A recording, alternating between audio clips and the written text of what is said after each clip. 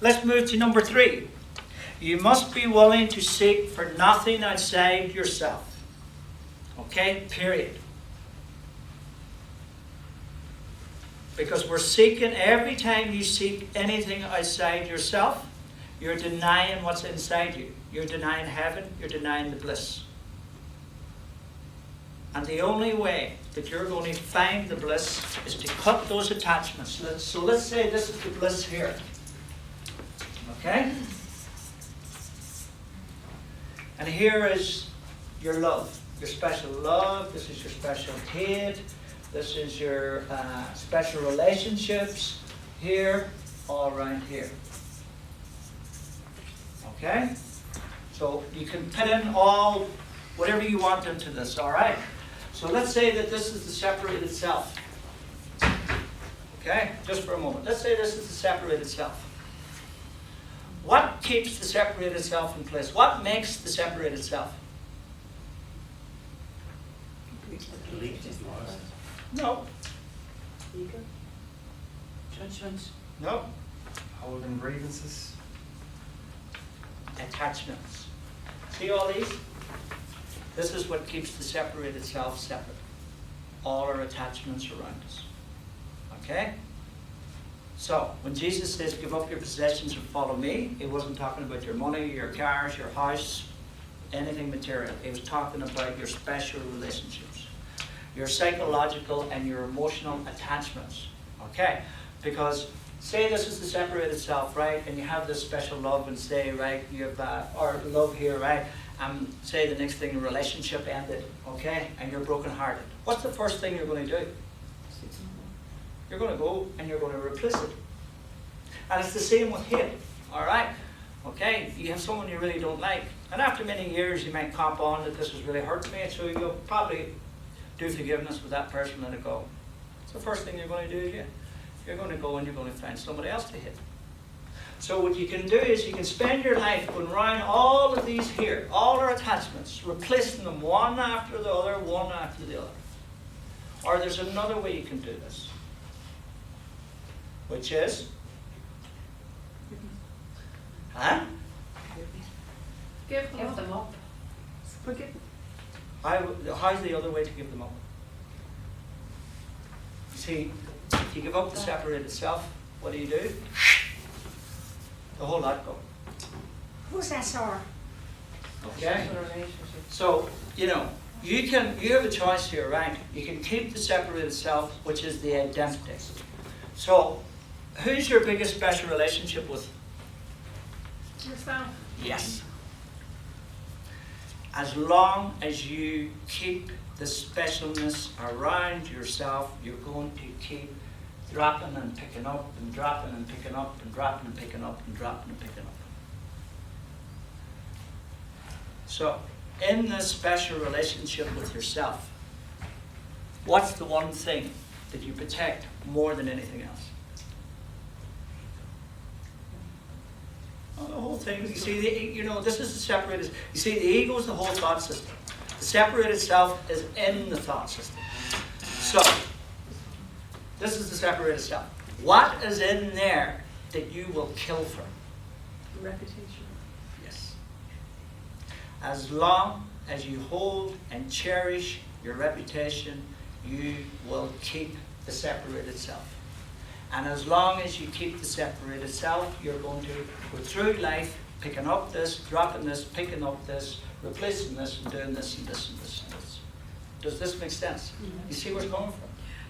So you look at when you say someone about someone's reputation, how quick that person will defend it and how much you'll defend it.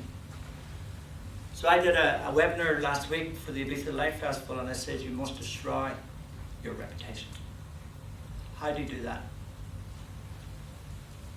Just start defending it. Yes. And you will get the opportunities. If you're willing to let your reputation go. And that your reputation, there was another lady I was working with, right? And I says, what about your reputation? I don't care about my reputation. I really don't care about my reputation. So we went on and we were talking then about other things. And she convinced me, like, she didn't care about her reputation. And then about half an hour later, the subject came up and I says, anything piss you off during the week? Like, you know, and she says, yeah. She says, this woman at work, she just basically, you know, I'm more qualifications than her. Like, you know, she didn't acknowledge my qualifications. Reputation, you know, achievements. You know, Well, what does it really mean, destroy your reputation? because, you know, look at your, you see, what is your reputation? It's your persona. Okay, what's your persona? Your persona is the image you're creating of yourself every day. That's not who you are. That's your ego alter image of who you are. So you set out in life, remember the persona is the packaging of the ego. It's how we want to be perceived. So we go through life and we're always building our reputation. If you're a writer, you want to be acknowledged for all the great stories you've written, or if you're an artist, you have all of these great pictures that you painted. You know, it doesn't matter what you do. We cherish our reputations. And just look when someone says something then about what you have built all your life. You know the defenselessness? That's what we defend it all the time, is the reputation. Do you know? So you look the next time that someone might say something about what you have achieved in life or what you have accomplished.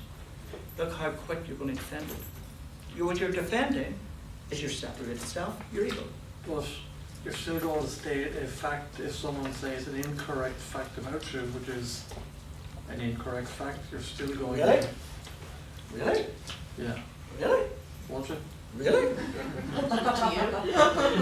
No, I mean, say someone says something... So are you saying that your image of yourself is correct? No, that's not the image. No, but I know what you're saying. But let's step back a little, you know, before someone says something incorrect about your image. Is your image correct? No, what I mean is, if somebody says, I did something... No, And you didn't do it? Seriously, right? Yeah, I'm being serious. Yeah, no, what I mean is, should I just whistle and say nothing, or should I say, no, actually, I didn't do that? Hold on a minute. What have you done incorrect? No, Just a second. Just stay with me for a second, right? Okay. What have you done incorrect? Well, no, I'm not even saying I did something incorrect. If someone says, no, if someone says, No, forget about someone for a second. I want to focus on you. no, because it's not my reputation and defending reputation. No. What have you done incorrect? Nothing. Nothing. Fair play. Anybody? What have you done incorrect? Sorry. What has he done incorrect? Saying somebody else is different to himself. No. What else? That's More defending fun. himself. He's defending his reputation. Yeah, but of course he's defending his reputation. Yeah, no, he's- Okay.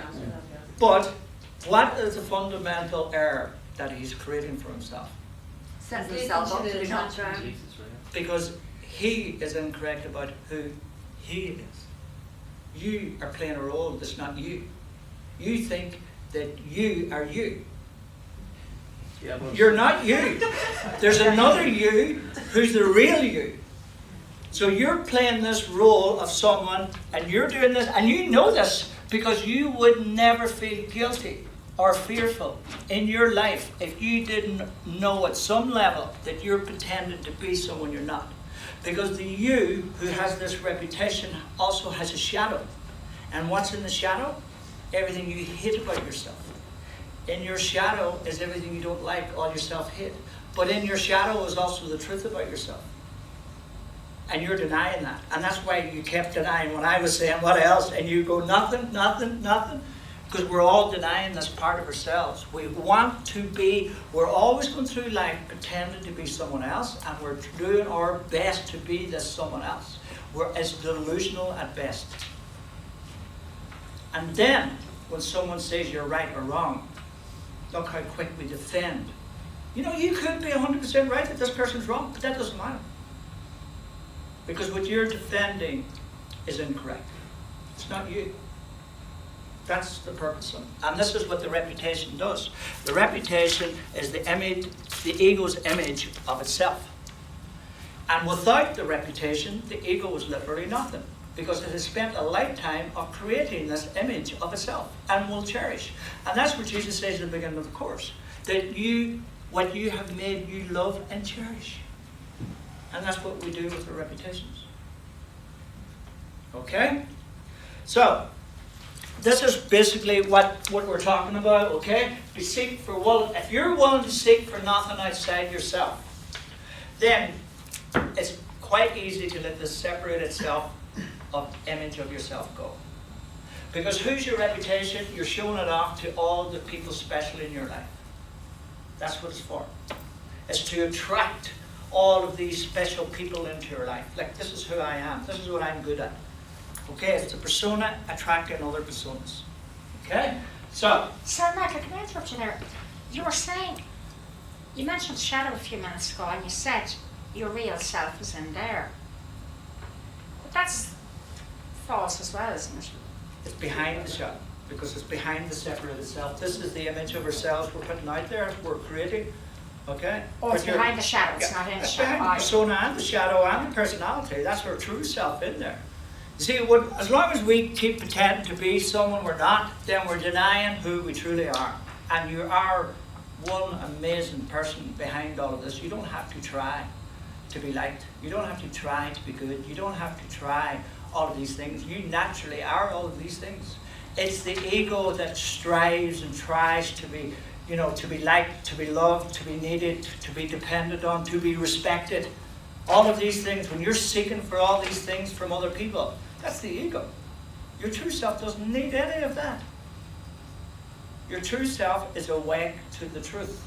So when you are willing to let all of this seeking outside yourself go, then the separated self has no power. It's quite easy to let this go. But the one thing you will hold on when you let everything else go is your reputation. And that's where we read in the line about defenselessness. Okay? Let's move to the next one.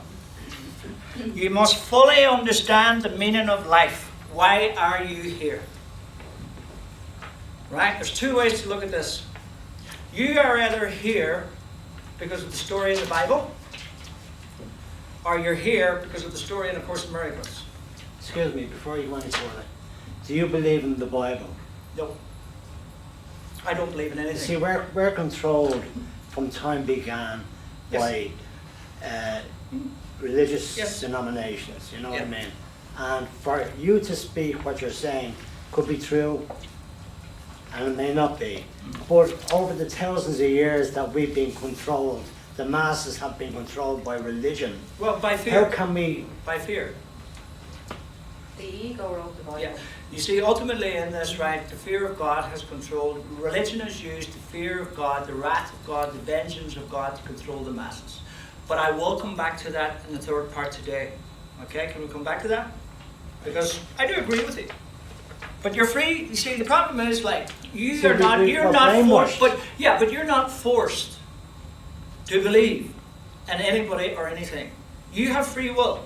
You can say, no, I'm not going to accept that. You don't have to. But unfortunately, over the last number of years, we were basically led into that through conditioning, through our families, through going through, you have to go to Mass, you have to do this, you have to do all of these things. But now we're moving into an age of freedom where you have freedom to basically believe in whatever you want. Okay, we'll come back to that. So the meaning of life is this. You can believe the story in the Bible that you sinned, you ate an apple, and you have been suffering ever since from it. I remember when I was small, we used to go and rob orchards. Yeah, we get to. We loved it too, I never felt guilty about it either, But, we're supposed to have had an apple, and God says that because you have basically done what I told you not to do, then you're going to lead a life of suffering. Okay? And if you're good, then at the end of it, you can either come home or you go to hell. So that's one story. The other story in the Course in Miracles, and this is the story of the meaning of life, why you're here. You're here to choose either heaven or hell. You're here to wake up. And when you wake up, there's only one choice, heaven. Because there's no way you're going to choose hell. Sorry. Can I just ask you, what's the definition of hell in the Course in Miracles? It's a state of mind. State of mind. So is heaven. Everything. Heaven is not a place. It's a state of mind. Everything is a state of mind. Okay? You can be in hell for a day, for a year, or for a lifetime. Quite easily, you can choose the experience of being in heaven also. Both are two states of mind. And I'm sure you probably have experienced both. You know, everybody has, you know, at some stage. And where has both come from? A thought. So you see the power that thoughts have. Okay? So that's a power that's in your mind. A thought can make you tired, a thought can make you hungry, a thought can basically take you to hell. A thought can take you to heaven. A thought can make you sad, angry, can make you cry. A thought can make you happy, feel love, the whole lot. But we seem to think that we have no power over our thinking, over our thoughts. That's the delusion. We do, because there's two minds. And we can choose any mind we want at any given time. That's why people are doing A Course in Miracles. Okay? It's not about denying our thoughts or changing our thoughts, it's about changing our minds. Okay? So the purpose and the meaning of life here, okay, is either to wake up and go home or come back. Simple as that. You can believe that you're separate, you've done something wrong, and atone for that wrong, or you can believe that you're here. You know, for one of the first parables Jesus talked about was the lost son, prodigal son. And I'll talk about this in the third part today. But basically what he's saying, we chose to leave our Father's estate, heaven. And we came here. And we can, when we go home, what did the Father do with the Son? Had Had a party. There was no vengeance. There was no, you know, recriminations. There was no, you know, you have to do this or you're not welcome or anything else. Like, it's the same with God. We can go home anytime and God's going to have a party for us when we wake up and go home. Bible story's different. You know, there's hell, there's vengeance. And this is why people have the fear of God. It's not true. And Jesus told that story 2,000 years ago.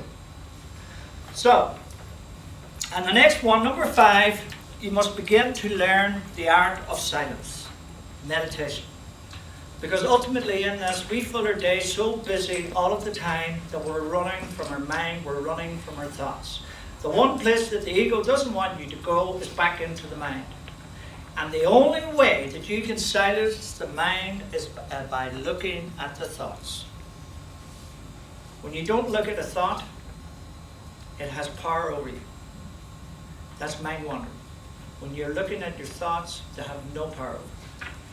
So any thoughts that you're having, look at them. Take time. Don't run from them. Don't look away from them. Because that's mindlessness. Being mindful is looking at the thought, questioning the thought, and realizing this thought's not true. That's being mindful. That's what's going to awaken you up. Next one, you must learn and master the art of cause and effect. What does that mean? That means you're free to choose, but you're not free from the consequences of your choice. And what are you free to choose? Love, fair or love. Yeah. Another way would be the right mind or the wrong mind. And when you choose the wrong mind, you're going to suffer the consequences of that. And when you choose the right mind, you're going to suffer the consequences of that. But one of them's heaven and the other one's hell. So a thought doesn't come by itself, it comes, you have chosen it. Whether you know you have chosen it or not, you're still chosen it.